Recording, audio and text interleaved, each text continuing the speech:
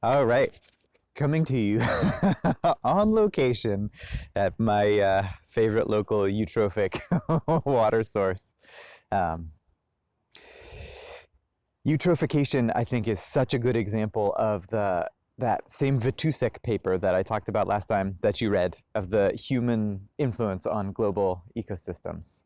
Uh, we have influenced, we have changed global nutrient cycling, and it's visible and apparent on the scale all the way from this tiny little pond where I'm standing on extremely slippery logs and already have wet feet from topping my boots, all the way up to the scale of the Gulf of Mexico with Lake Whatcom somewhere in between. But yeah, that's humans changing the global cycles.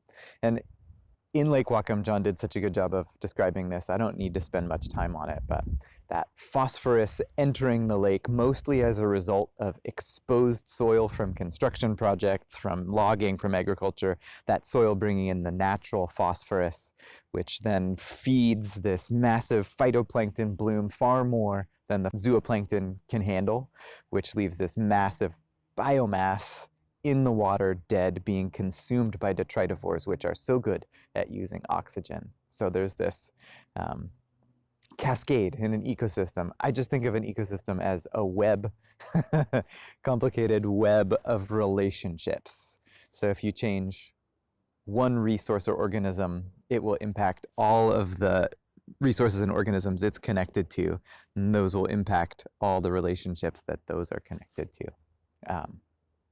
So in Lake Whatcom, the example is nutrient input feeds phytoplankton bloom, feeds detritivore populations, which drops oxygen levels, which impacts fish, which impacts us with water quality. So another example, of course, same one John brought up, the Gulf of Mexico and the dead zone there.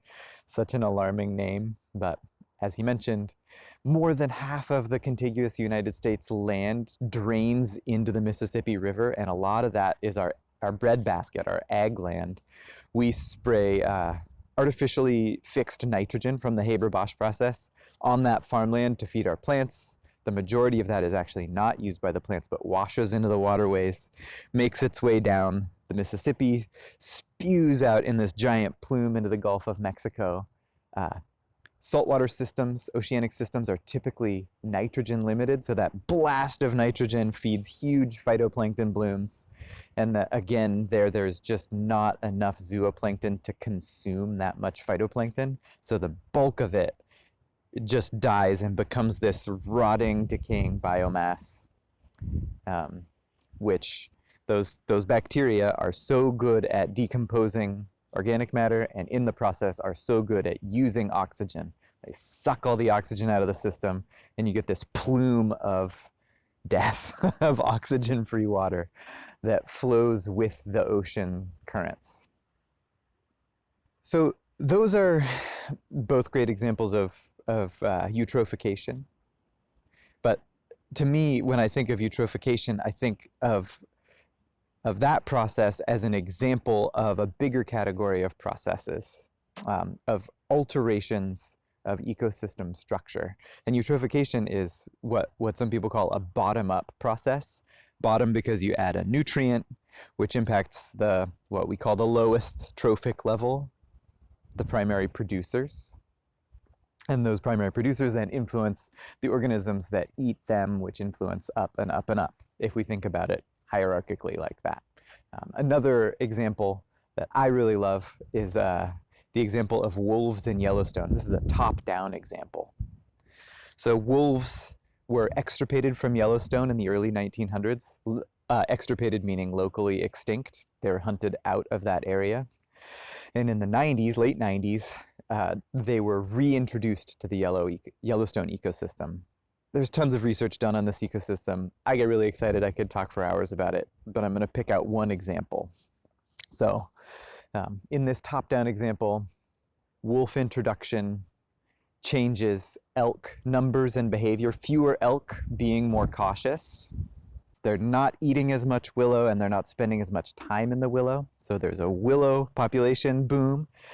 Willow both stabilizes stream banks and feeds beavers, and so now there is more wolves, less elk, more willow, stabler stream bank, more beavers, building dams, changing the flow of streams, which means that wolves, through all these intermediaries, influence the shape of the landscape.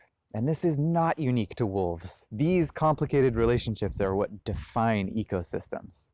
And that's exactly what we're looking at when we talk about eutrophication. Influence one element of the ecosystem, and you see impacts throughout this complex adaptive system.